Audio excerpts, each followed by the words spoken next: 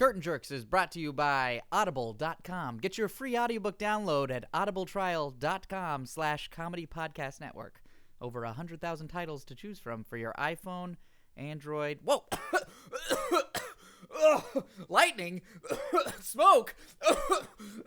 Yeah, love to read. Yeah, good times. Macho Man Randy Savage, what are you doing here? Yeah, love to read. Talking about reading. Yeah, got a book right here. Hey, wait a minute. You know, with audible.com /audibletrial.com/comedy podcast network. There's a lot of slashes in there. I don't know if any of those are accurate. Really? Let me try that again. You know, at audibletrial.com/comedy podcast network, you can read things with your ears on your iPhone, your Android, your Kindle, or your MP3 player. What do you mean? I don't have to pick up a book no more? Yeah, you had the most muscular pinky I'd ever seen when you picked up that book. That's right.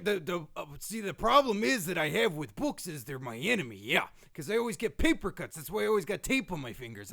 Macho Man Randy Savage, you don't have to cut your fingers anymore on books. You can listen to these books. No more paper cuts? No more paper cuts. The beauty of Audible is I got no more paper cuts, so I can read even more with my ears. That sounds like a hell of a slogan. The beauty of Audible is no more paper cuts. No more paper cuts for the Macho Man. No. So you telling me that I gotta pay for no more paper cuts? See, that's the beauty part, Macho Man Randy Savage. With this, you get a free audiobook once you use the Curtain Jerks promo code. Free audiobook? Yeah, dig it. That's free, and then you're also going to be free of paper cuts. Free of paper cuts, free downloads, free everything. The show is free. I like it. You know what, Macho Man Randy Savage? You're welcome. Let's go to the circus. Let's do it.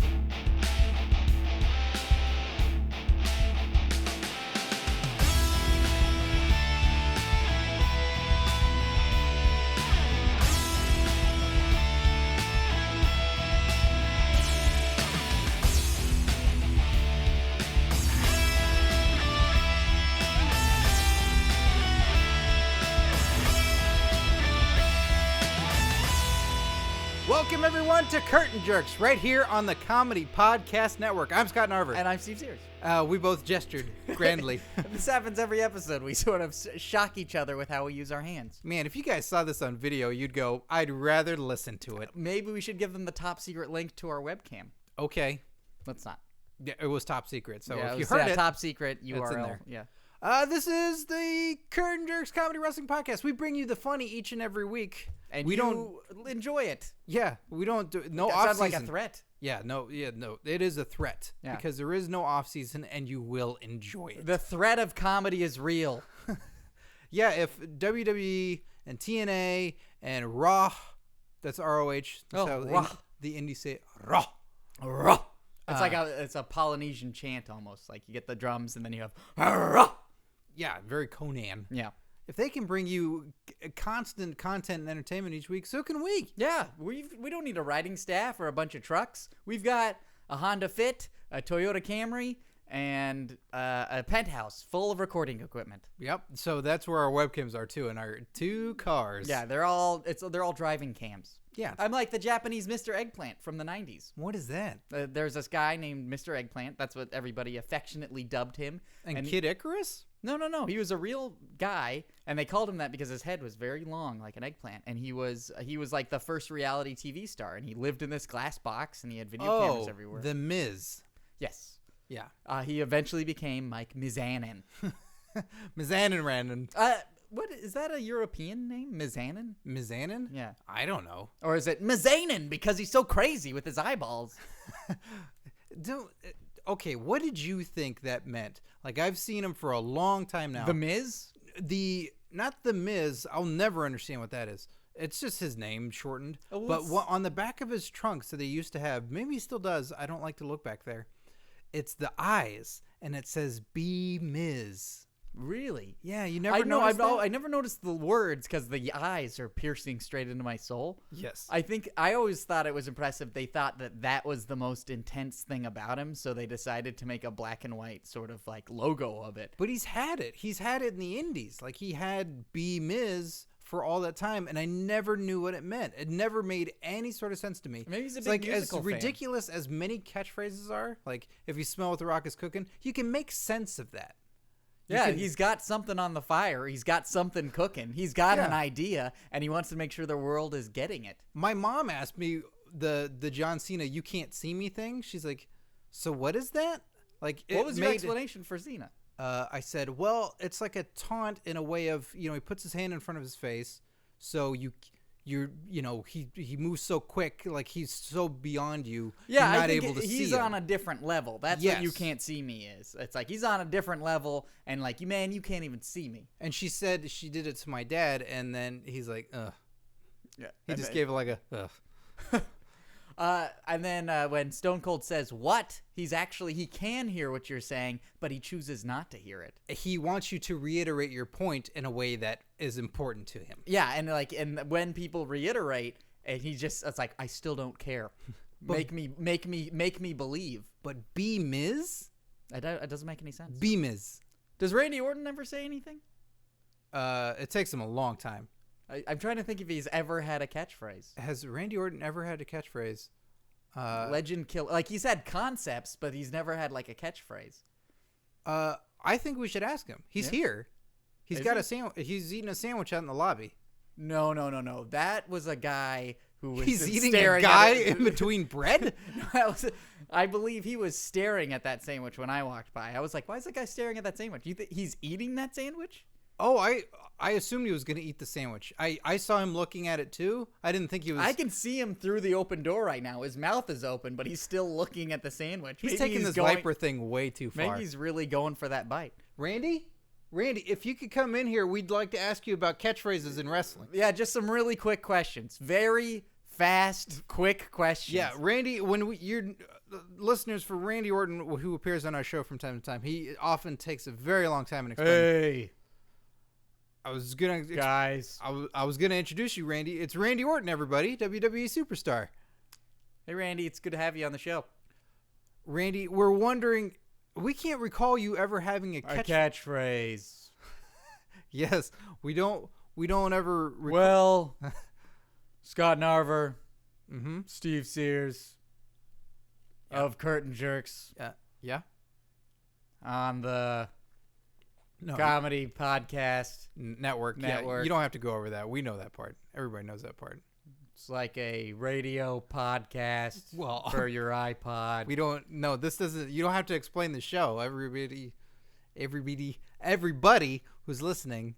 Everybody's listening. I'm losing it. To Randy tell you about catchphrases. Okay. Do you have a catchphrase? I'm the Viper. That's your moniker. I'm the Legend Killer. Okay, these are monikers. These aren't catchphrases. And that's the bottom line because. I've got one. Okay. That's the bottom line. No, that's Stone Cold. You can't just take what I said. Stone Cold. No, don't use his name. Sandwich. Stone Cold Sandwich. I've got a sandwich. Okay, Randy, let me give you another example of one. Like, I'm going to eat you like this sandwich. Randy. I'm workshopping some stuff. Okay. I am the game because I'm that damn good. That was a Triple H catchphrase. I eat sandwiches slowly, just like you. I don't know what that means. I dislocate my jaw and eat rodents like you. No one does that.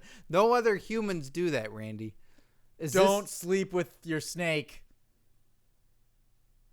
because in time it won't eat anymore.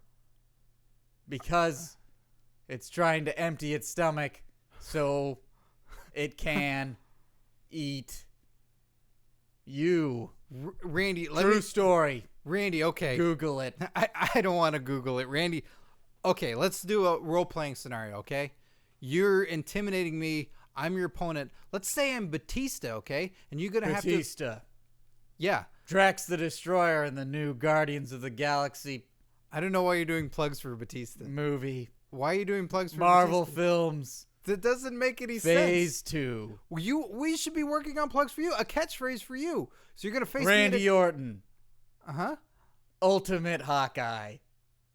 No, that's another moniker. I'm taller than Jeremy Renner.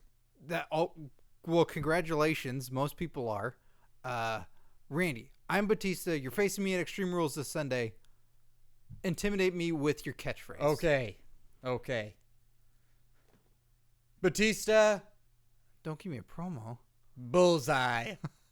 Batista Bullseye. I'm Hawkeye. Ultimate Hawkeye. Randy, it's been a pleasure having you on the show. Maybe you should get back to that sandwich. Maybe I will get back to this sandwich. Randy, Thanks don't RKO the for sandwich. having me. Don't RKO the sandwich. You're This sandwich right here. Oh God. There's Louis dressing everywhere. Steve, are you asleep? Steve, wake up. Steve. What happened? Is Randall still here? He's slowly pushing the sandwich out with his face.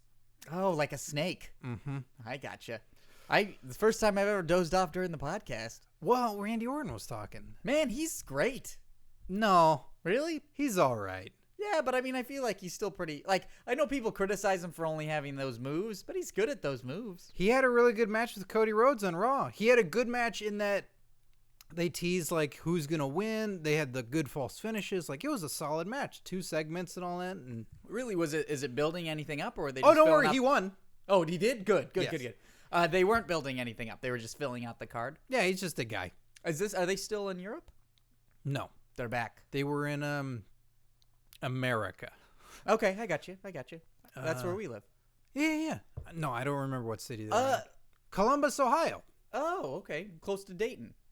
I guess. Somewhere in Ohio. Hey, if they don't get married, they're always close to Dayton. Yeah. Some exciting stuff did happen on that European tour, right? This Undertaker and Dean Ambrose. Did you get to see that match? Yeah, Did that happen? on SmackDown. On SmackDown. I was excited once I heard about that because it was Undertaker on TV doing How singles. excited were you? Not enough to watch it, but I There was you very go. excited. Take that, sci-fi. How was it? It was really good. Yeah? Because they, you got the match that you wanted to see. Mm-hmm. When do they really do that anymore? When did they give you that match? Because it seems like on paper that someone backstage would have been like, have him fight Roman Reigns. He's the biggest one. Yeah. Opposed to it's like, have him fight Dean Ambrose, the crazy weird one. Yeah, it's like, we're never going to get to see this. He hardly wrestles anybody. This is the only time we're going to see that singles match. Like, please give it to us. Please. I wonder, I'm curious because I was excited about, I think I'm going to probably check it out on either YouTube or illegally download it from thepiratebay.org or .me. Wait, the SmackDown match? Yeah, I'd check it out. What's interesting about it to me is that, one, I think Undertaker... they'll give it to you. I don't think you have to illegally download SmackDown matches.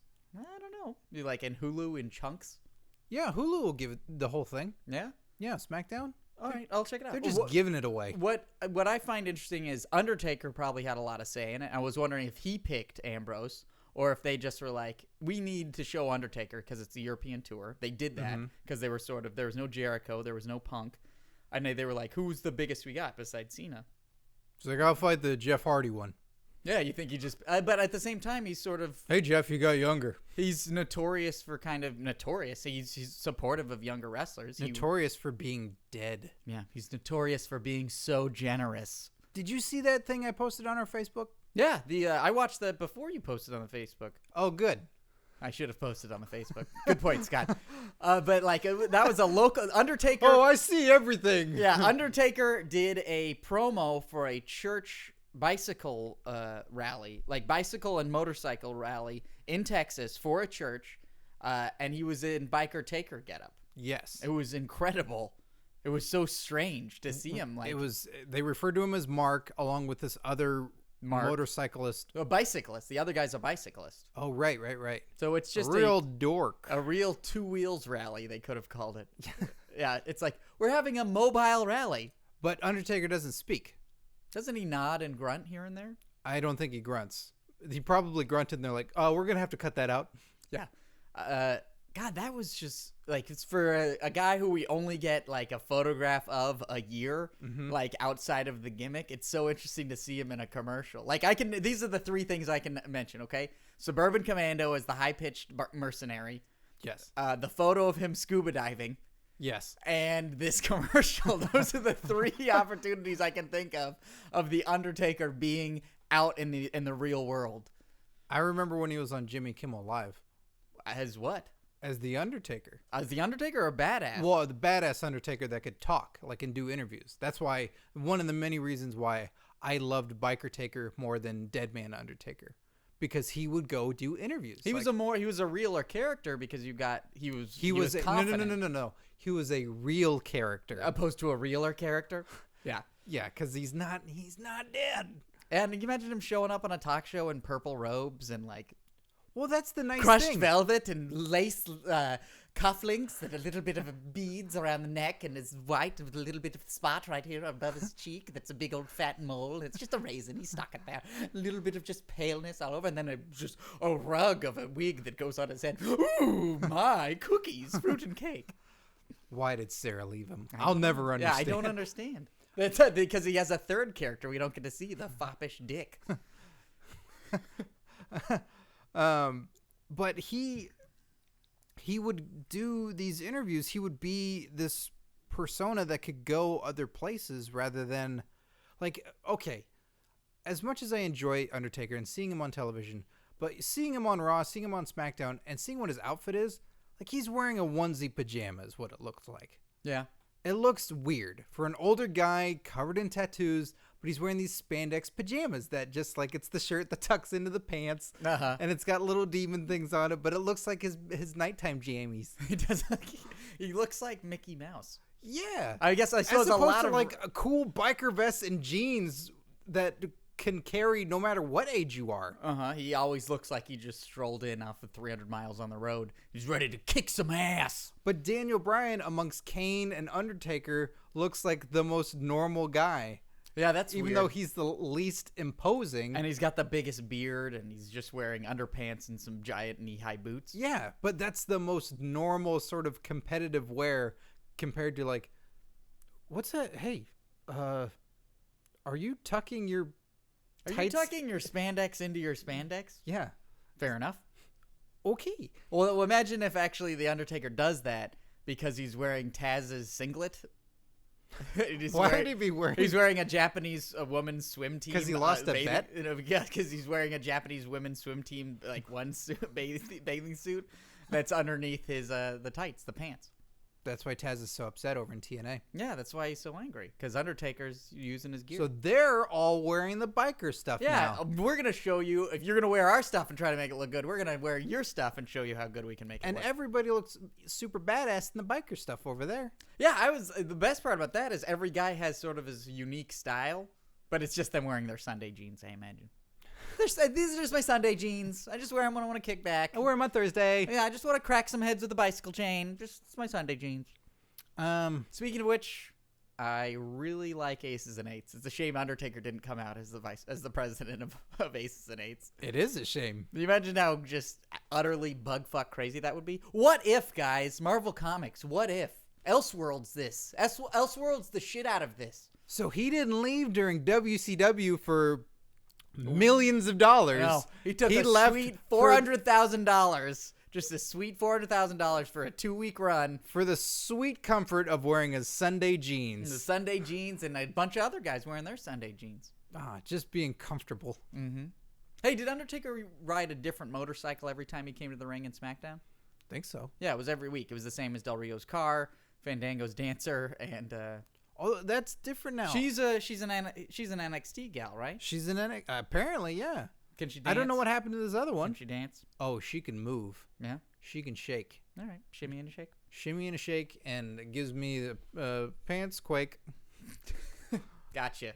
In your Sunday jeans. Don't let that happen in your Sunday jeans. Why not? Scott, those are your Sunday jeans. It's all right. I go say a prayer afterwards. All right. Okay. I don't know about this new dancer though. Yeah? I don't know. What's her name? I don't know. I haven't met her. I guess that's why you don't know about her. Well, she's blonde. I thought it was Michelle McCool, and I thought, oh, shit's going down. Fandango stole Undertaker's wife. She can't. Oh, she's blonde. She's blonde. That other I thought you broad was a brunette. I thought you were making light of the word blind. No. She's terribly, terribly blonde. She's so... Fandango has a blonde girl as a dancer.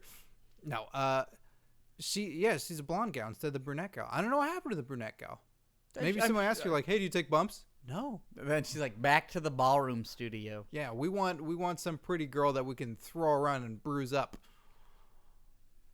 I like girls with bruised legs. What?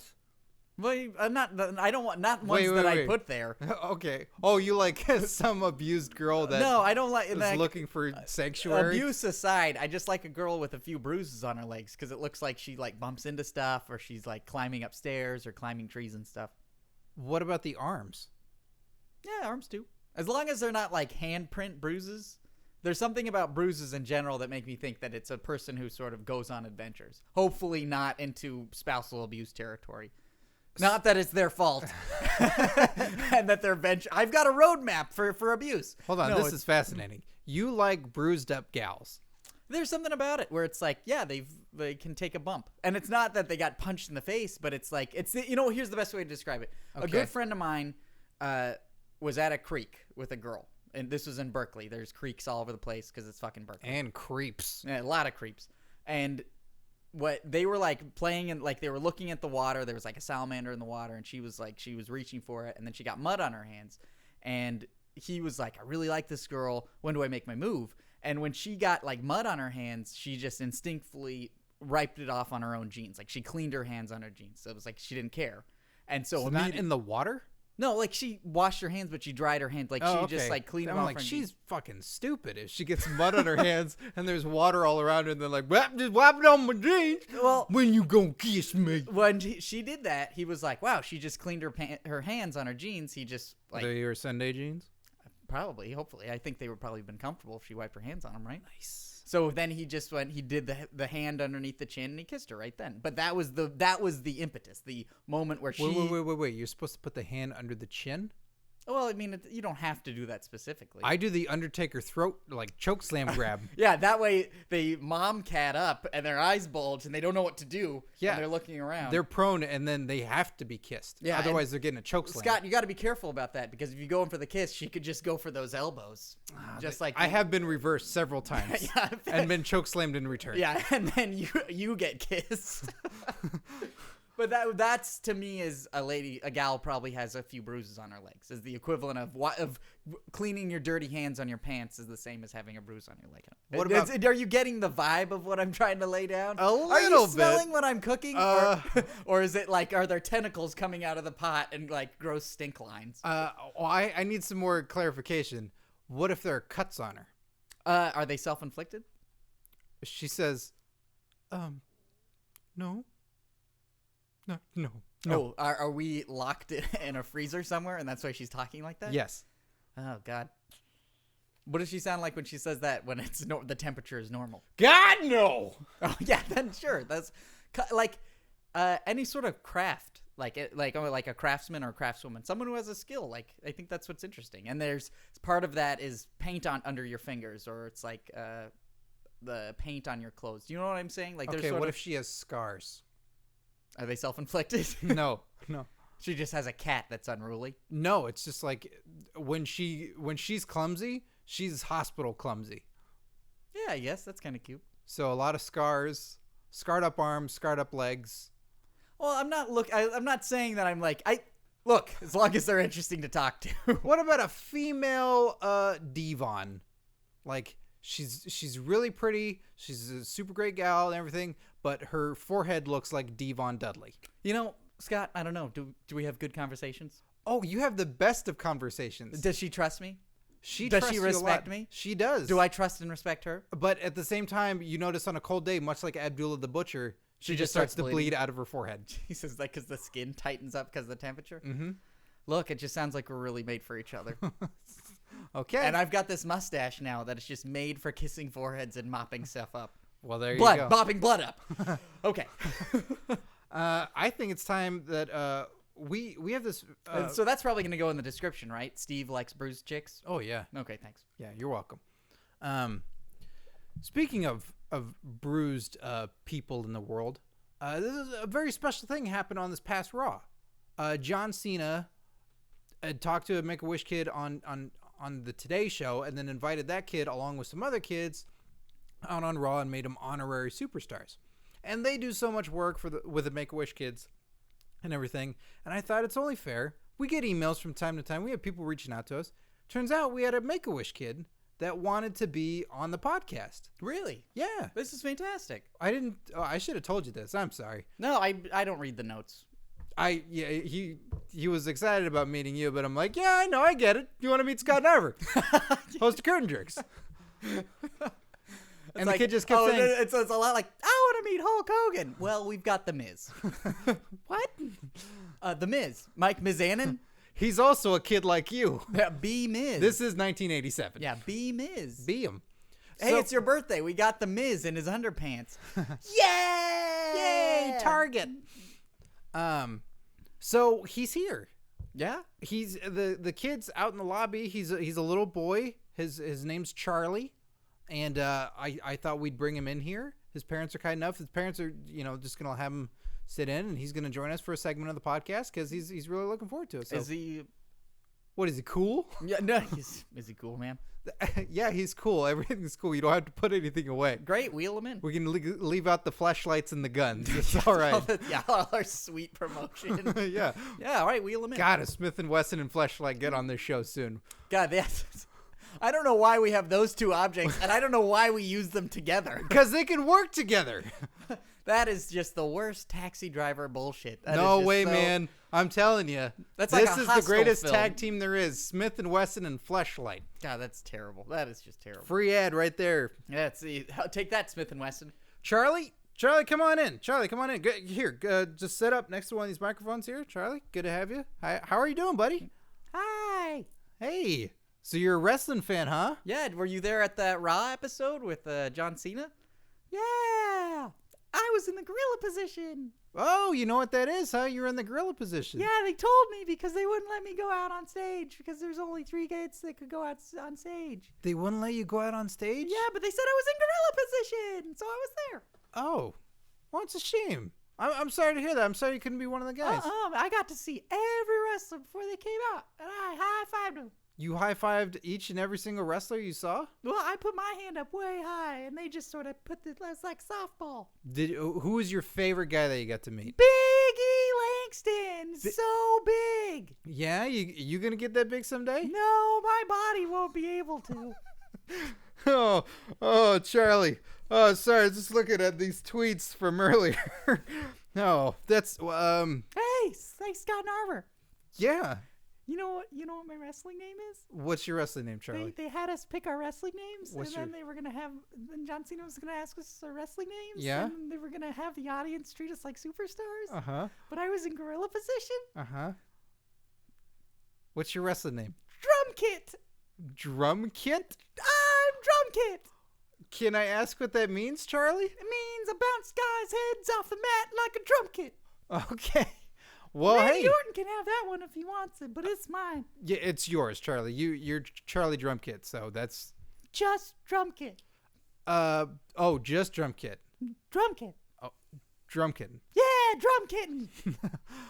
Can I ask so everybody has maybe an understanding of, your condition? What's happening with you? Well, it's a really long word, and I'm not sure what it is, but all I know is that my body won't grow strong. Your body won't grow strong. Well, maybe that's why I'm in this wheelbarrow. Yeah, I didn't want to ask you about that. Yeah, you don't have a wheelchair like other kids. You're in a wheelbarrow. No, my body will form fit to the wheelchair, and then I can't use my back. Oh, well, I'm surprised you use your back much in the wheelbarrow. Yeah, look at me. Well, okay. Check this out. Yeah! Wow, you lifted 2 of your fingers. That's pretty cool, Charlie. Yeah. I was in a gorilla position. They wouldn't let me be on TV. Well, did you get to make any calls of when a wrestler would get to go out in the ring? Yeah. Who'd you send out there? Alberto Del Rio walked past me and he got his scarf in my face. Oh, was that fun for you? No. It was weird, like backstage, he's always got this grimace on his face, like he's really unhappy. And then he goes out on the stage, and on the little monitor, I saw his face, and he was so happy. But he smiles the way that my parents do. Kind of like this mask, like you put on this mask for Halloween, and it's like a smiley face, but underneath, you're crying. Well, I'm sure it's just a character choice. I'm sure it has nothing to do with your frail little body taking shape in that wheelbarrow that you're in, Charlie. I'm taking the shape of the wheelbarrow. Oh, Scott. Yes, Steve, Charlie? Steve. Yeah. Rico was there. Rico was there? Rico Constantino? Yeah, the guy with the tiger pants and the big sideburn hair. Oh, are you sure that wasn't Ricardo Rodriguez? What? No. Wait, why are you getting all sad? Ricardo Rodriguez? No, Rico was there.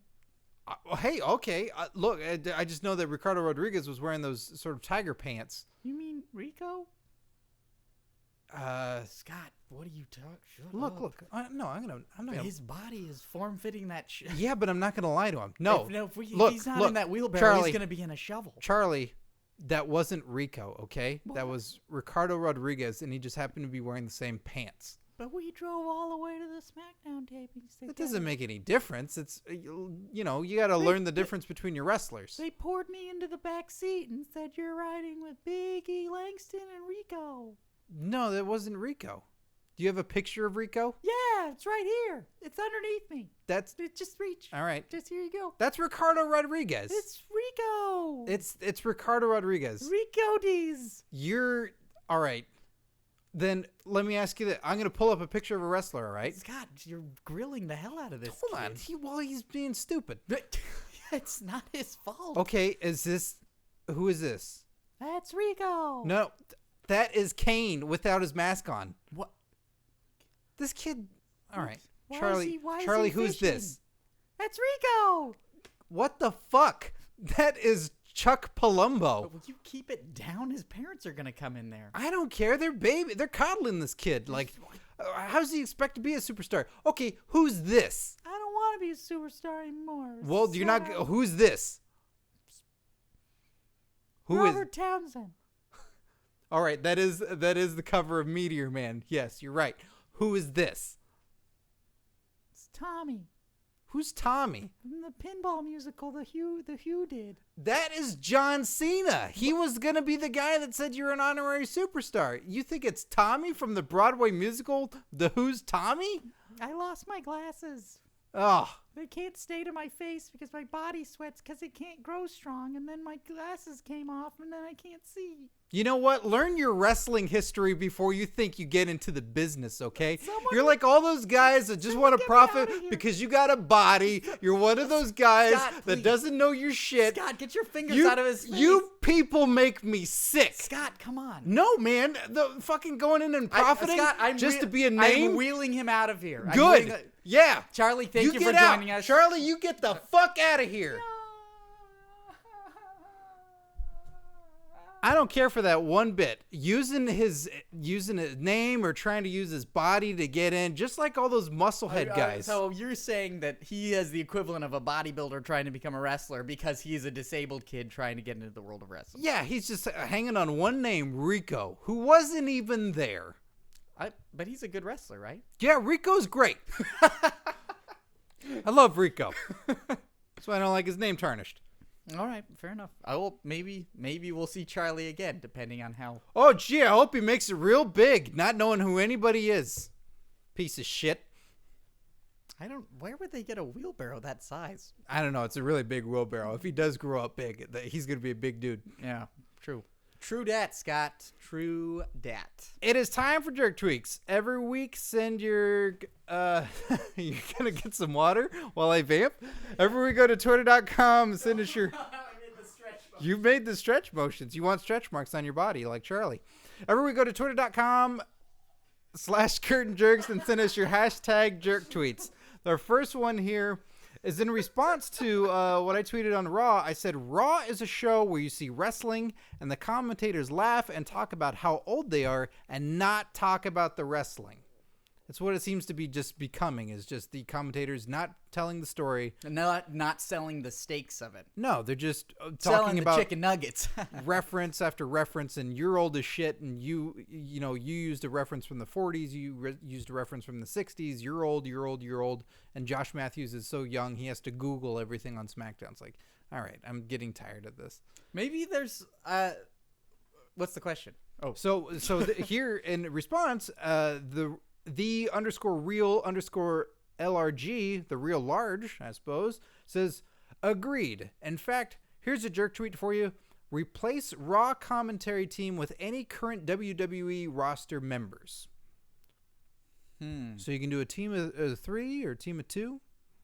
And it took me a long time to think about this, an ideal team. But I think part of what's lost is, number one, even a guy like JBL, the opinion is gone. This is what I thought. He was a great heel commentator, and now he doesn't even seem to have that. Yeah, it's nothing's holding his hat up. Does that make sense? Yes.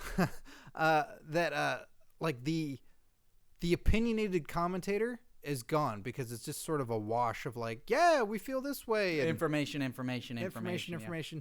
And occasionally he'll have it. He seems to keep it more than most, but that's what happened with Taz at the end. Like when Taz lost that during his SmackDown run, it just became bland.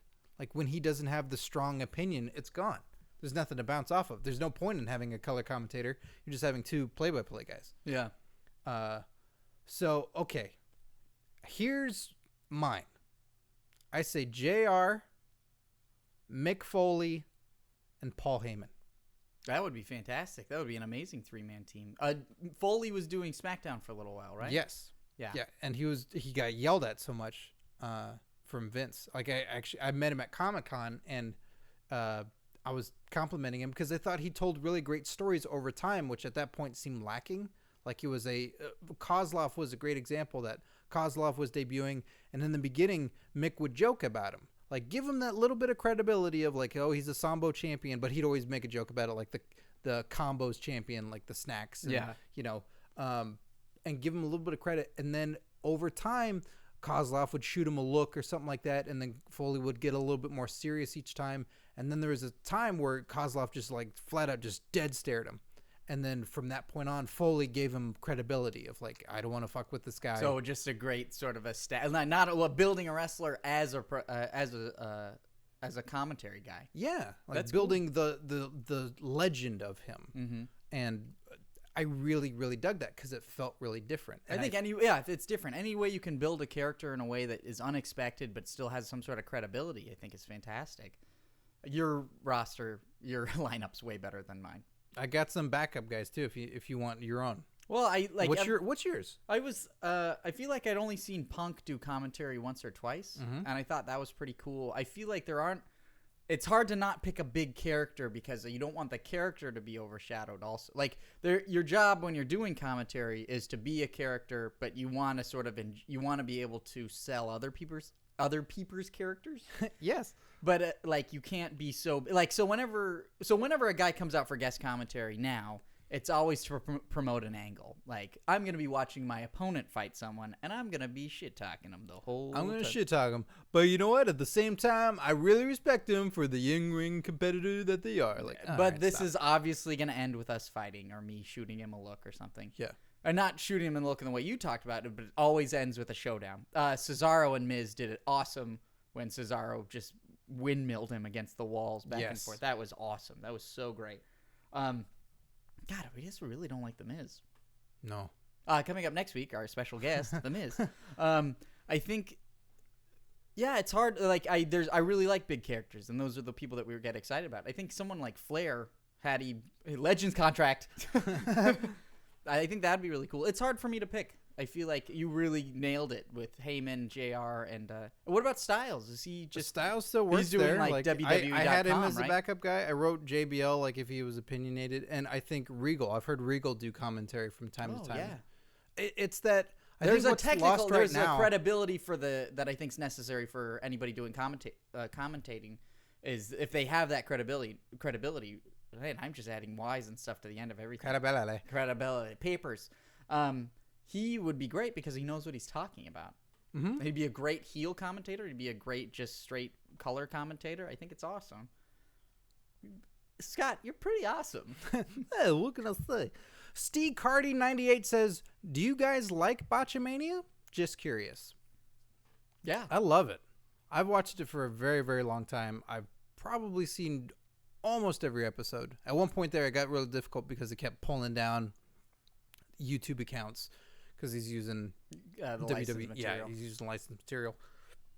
So I fell off a little bit, but Yeah, I very much like Baccha Mania. I think for me, it's more of a guilty pleasure. Like when I come across it, I'll be like, yeah, I'll dedicate 15, 20 minutes to an hour of just watching every video I can. But I feel like it's just sort of catching it when I can. And when you do, it's pulling back the curtain. It's watching these sort of mishaps. It's like, for me, those are America's Funniest Home Videos. But they're like on the greatest stage. I mean, that I really like. It makes me frightened for independent wrestlers that do the like insane crazy shit that's so unnecessary, where it's, all right, you three be down there, I'm gonna go up on a ladder that's on the turnbuckle and then not look when I jump and go backwards and spin 4 times. You guys will be there, right? Yeah, you'll be there, right? We've all been doing this for 4 months. And the guy who we stepped in today is covering for his cousin, but he works at the bank together, and I'm pretty sure he goes to the gym every afternoon. I can't believe that there's not younger guys watching that now and going, all right, I'm going to wrestle like Jerry the King Lawler or Jake the Snake Roberts and be super fucking cerebral in what I do and not do any of that. That's how I always imagined it for me, because at heart, I am a coward. I mean, I think that we've talked about this before, like what kind of wrestlers we'd want to be. There's who you want to be, and then there's like what I actually think I could be capable of. I'm tall. I would have to work out a lot more, but I would want to do sort of a Memphis style, sort of like, yeah, I slowly punch the guy in the top of the head, just like a bully would.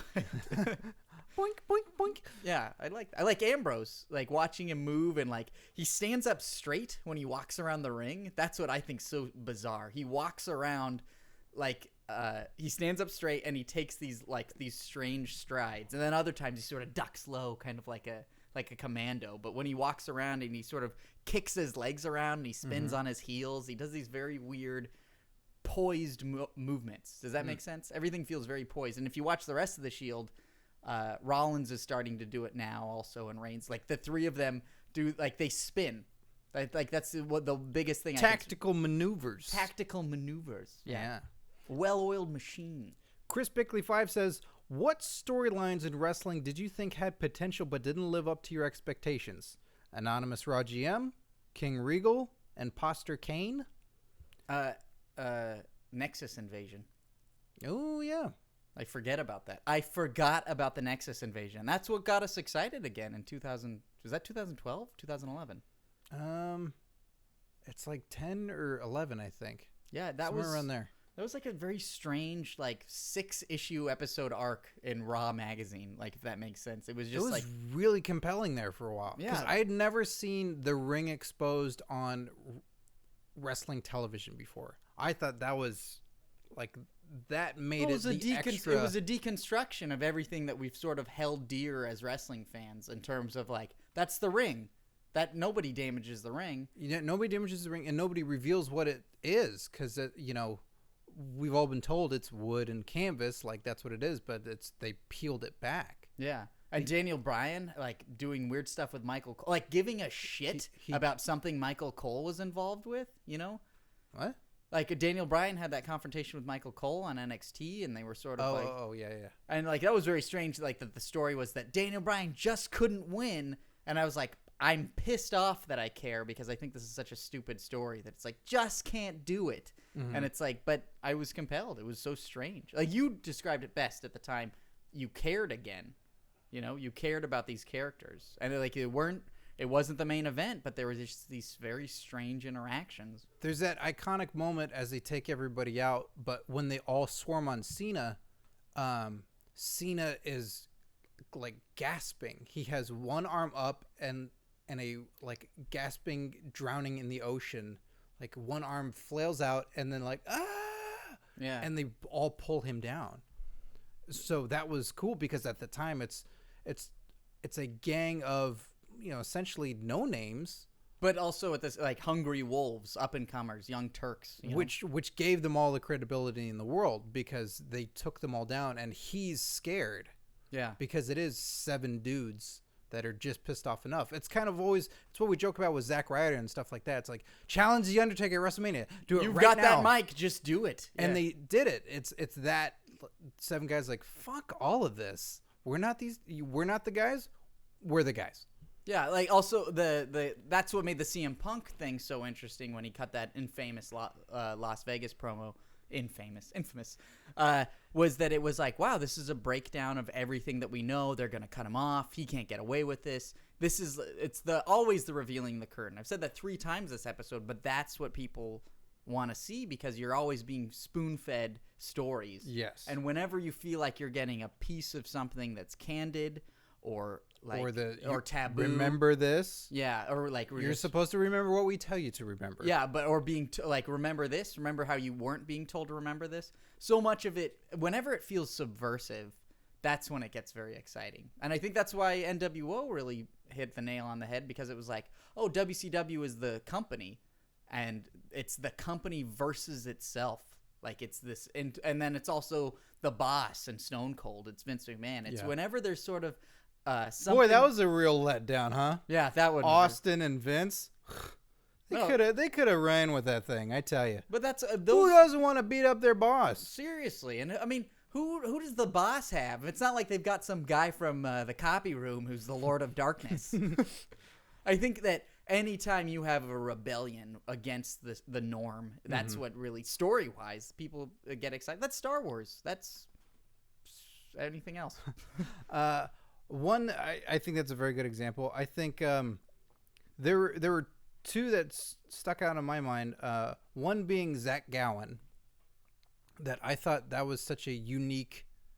It's partially the character, it's partially him as a person, like what all kind of fell apart. But what a strange place that was. Yeah, a one-legged kid that had the heart and desire to be a superstar, but how do you do it? How do you make it credible enough that the kid can win? But I was intrigued by his story. I thought it was that courageous story of like he overcame the odds. Yeah. And he trained and he did it. And then he was exciting though. Like what I just got totally thrown by. There's toilet paper on the desk. At a computer? Yeah. Masturbation. Immediately. That's the first thing I think of. We've got to clean this penthouse up and get rid of all these penthouses membership websites and flashlights. Yeah. That Zach Gowen is an exciting person to see, but as much as I thought it was fucked up and I loved it, he's going up against Brock Lesnar, who's throwing him down the stairs, and he's going up against Vince McMahon, who looks like your boss who ate a blimp. Yeah, so made of muscles. I don't know what you're supposed to do with that guy, but I had looked forward to. I think it was a SummerSlam where he was supposed to have the pre-match with Matt Hardy or something like that. But I wanted to see what would unfold, like that alone. So I think that was the shame that it all went to shit. And the new NWO, because I didn't watch the NWO at the time in WCW. Yeah, I missed it, and then I saw whatever I could see later. Mm-hmm. So when they were coming to WWE, I was excited because they were invading what I was watching. Yeah, they were invading what you take as the norm. Yeah. So then when it's Hulk Hogan's the ultimate superhero fan guy again. Well, shit, that's over. We got to take him out. Yeah, it's a shame they couldn't. I completely missed that NWO WWE time. It didn't last long. Yeah, I think that's why it was just such a blip. I didn't even register it. So that was a shame too, because it seems like as much as the crowd turned and as much as they loved him, it didn't have to be an immediate. While he's got to be pulled out, they could have done the struggle for a little while of like the fans love me. It's like you're leaving your brothers, you're leaving the Wolfpack, all that sort of stuff. Yeah, of course. Fucking t-shirts, brother. It's funny that you mentioned there. Like, when you show me those WrestleManias, there's I feel like there was a 5-year period where everything was hitting, and it was more exciting than the 80s, and it wasn't as big as a cultural phenomenon. It was right post-Attitude Era, but it was like Undertaker, Triple H, Rey Mysterio, Edge, Kurt Angle, Benoit. Everybody was there at the same time, and every card felt packed to the gills, and it was just crazy. And I feel like I'm glad I get to see that now, but Raw and SmackDown at that time would have been so exciting. Those pay-per-views, every time we watch one, I'm so stoked. Lesnar also, that, all that sort of time where it felt like everything was firing at once. Everybody was really great at their craft. Yeah, everybody was just juiced up enough.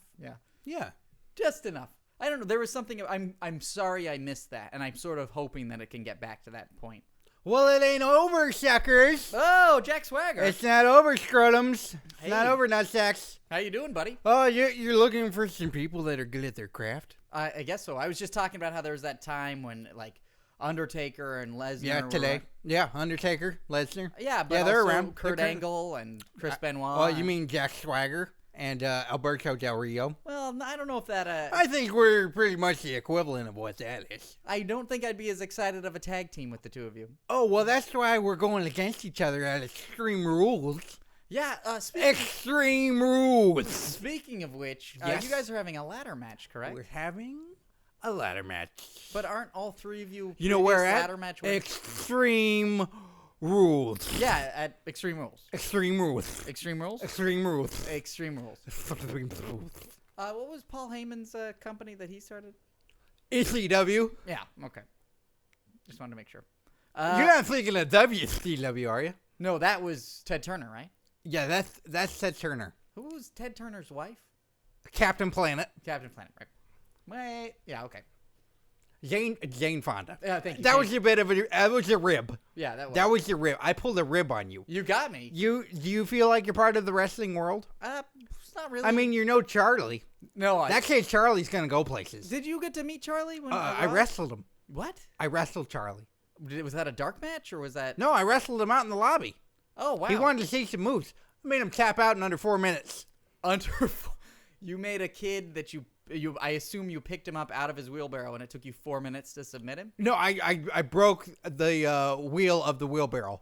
Oh, I gave her the Patriot lock. and it gave him. Did it take him 4 minutes to just submit to get a new wheel? He couldn't figure out how to tap out. He was struggling. Good God, Jack Swagger. Hey, I'm building up to the World Championship. I got to take out every opponent I can. This is an interesting notion. With every opponent you take out, would you say that you gain experience points, almost like a video game, like a Final Fantasy or a Breath of Fire? A Final Fantasy? It's a video game. It was on Super Nintendo, PlayStation. I don't play role-playing games. Oh, you don't play role. I'm not a queer homosexual. Oh well, a lot of people play role-playing games, and they're not. I'm a necessarily... sportsman. Really? I'm a true sportsman. I'm an So, athletic competitor. So, like the 2K games? No, I don't play video games. I know Shelton Benjamin. Okay. Oh, okay. That guy's a duo hitter. He plays his video games and then he thinks he's some sort of athlete. No. A duo hitter? Is it a wrestler and a video game player? Yes. Okay, fair enough. And he hangs out with dudes on occasion. I'm not saying anything. I'm not saying he's a gay person. Do you hang out with dudes on occasion? I try not to. I just try and hang out with the ladies. Really? Yes. Why are you hanging out with me and Scott? Well, you guys, what? No, Scott and I are that's. I know we make a lot of jokes on the podcast. No, I figure we're you- together, but we're not together. Yeah, you guys are together. Yeah, but we're not together. Why do you think I call you scrotums and nutsacks? I Because that's how you two kiss. we kiss with our scrotum. You kiss with your scrotums and your nuts. What I did there was another rib. Oh, Chuck, you got me that time. You got Second me. rib. Okay. Look out for number 3 because it's coming. Don't warn me. If you Ribs warn me, come I'm in gonna threes. expect it's coming. You know what? What? Ribbed you. Not ribbing you a third time. Oh, you got me. So you did rib me a third time by not ribbing me That's a third right. time. All right. Should a person order Extreme Rules? No. No. Every person should order Extreme Rules. All right. When is it? I have no idea. No, you don't know. I'm assuming the month of May. Okay. Probably right around Mother's Day because Mama Swagger is really looking forward to her boy winning the World Heavyweight Championship. Moms love the PJs and the Jammy Jams. What? Oh, we were Moms talking about love this the earlier. PJ and the Jammy Jams. We were talking about this earlier. The singlets and the uniforms. I wear a singlet, sir. Sir, I wear a singlet. We were just saying that sometimes they look like pajamas. I'm not wearing pajamas. I'm wearing a wrestling singlet because I am a wrestler. What do you wear when you go to bed? What do I wear when I go to bed? Uh-oh, Dark Swagger. Come on now. Trapdoor onesies. A trap... Oh, for the ass? That's right, for the ass. Right, the trap door. Gotcha. You never know when you might have a midnight accident. Or a, Sometimes trying to make rolling a on the wrestling- road, there's only Taco Bell or Del Taco open. Sometimes as an all-American, that Mexican food runs right through you. Yeah, Alberto Del Rio And then usually... the real Dark Swagger Alberto comes out. Del Rio recently said... Oh, the Dark Swagger comes out. The Dark Swagger comes out. I got you. Can't stop him. Del Rio recently said that you Americans can't handle spicy Mexican food. I can't handle spicy Mexican food. It runs right through me. Now, what's more offensive, that you can't handle the food or that promo Del Rio and Ricardo Rodriguez did was 7 minutes long? That is 7 minutes long. Yeah. Because the only 7 minutes I spend is in heaven. Oh, with the ladies. That's right. All right. Yeah. You know what happens from time to time? I'm not going to brag, but, I got some good-looking hair. I'm blonde, got some sweet hair. Okay. And I hang out with Zeb Coulter, who's got good-looking hair on his face, right? Oh, so you're in you have 7 minutes in heaven with we Zeb pick Coulter. up ladies from time to time. Oh, together. Oh, yeah. We pick up ladies, and we take them back to the hotel closet, and we spend 7 minutes in heaven.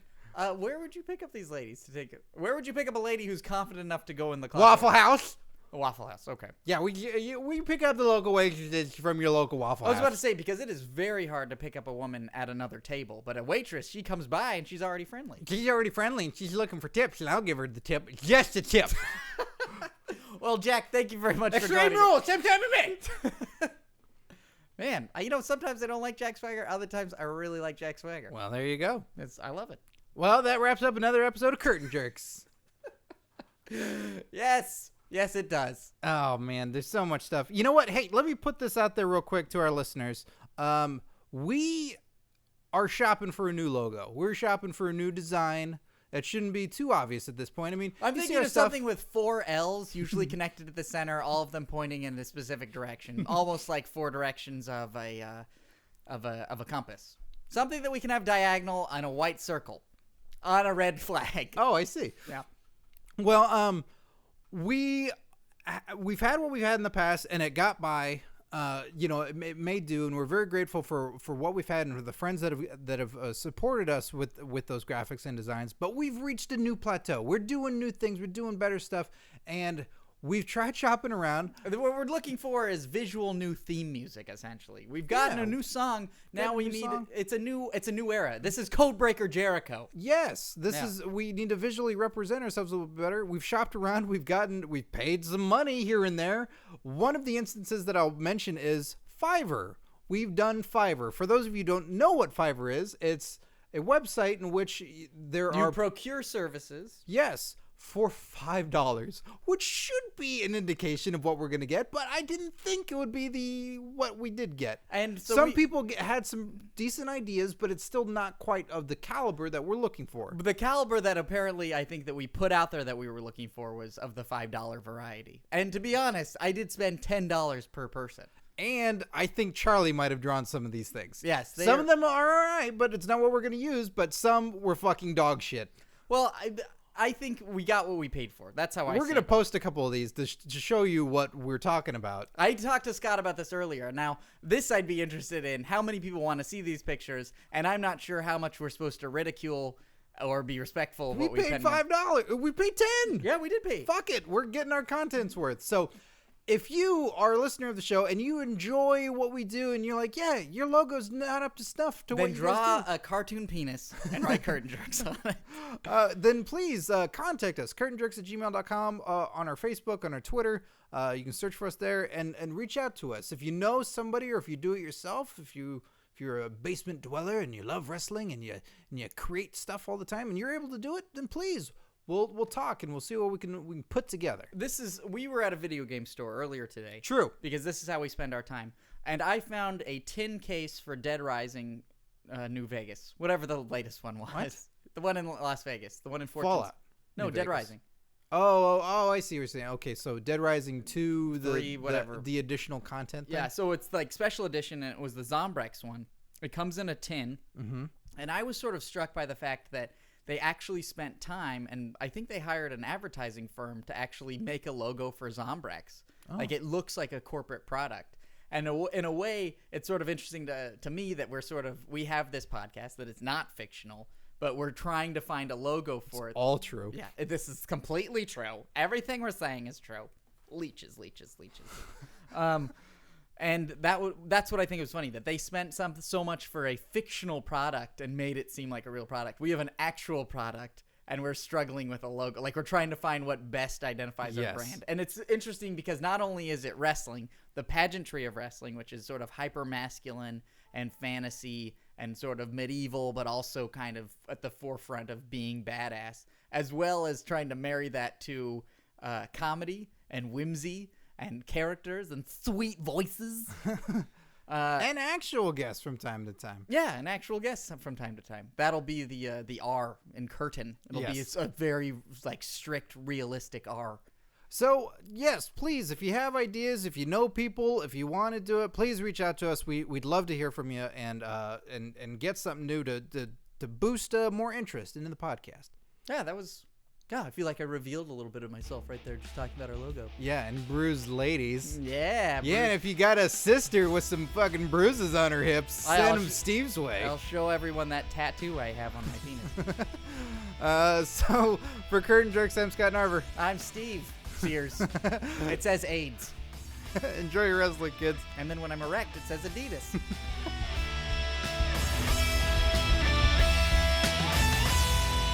Scott, what a great show today.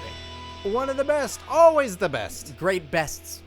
If you want to get interactive with Curtain Jerks, which I know you do, Steve. Absolutely. That would be another great best thing to do. Go to facebook.com/Curtain Jerks. Hey, that's a great place to see photos of you with wrestlers and interact with us. I look stupid. Hey, you look pretty classy. But yeah, get interactive with us. You can talk with us on there. We post matches, photos, videos, all kinds of stuff. Is there another way we can interact with our fans? We can interact with all these jerks at Twitter. Twitter.com/Curtain Jerks. What a great Twitter handle. We tweet all the time. We tweet at breakfast. Tweets. We do live tweets of shows, live tweets of live events. I should wake up for breakfast. Yeah, you should. You could tweet it.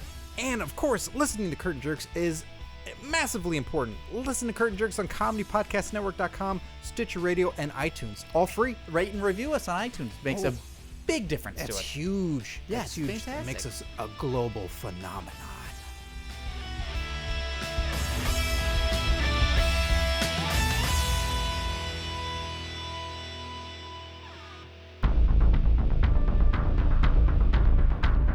You have received this transmission from the Comedy Podcast Network. For more shows, visit comedypodcastnetwork.com.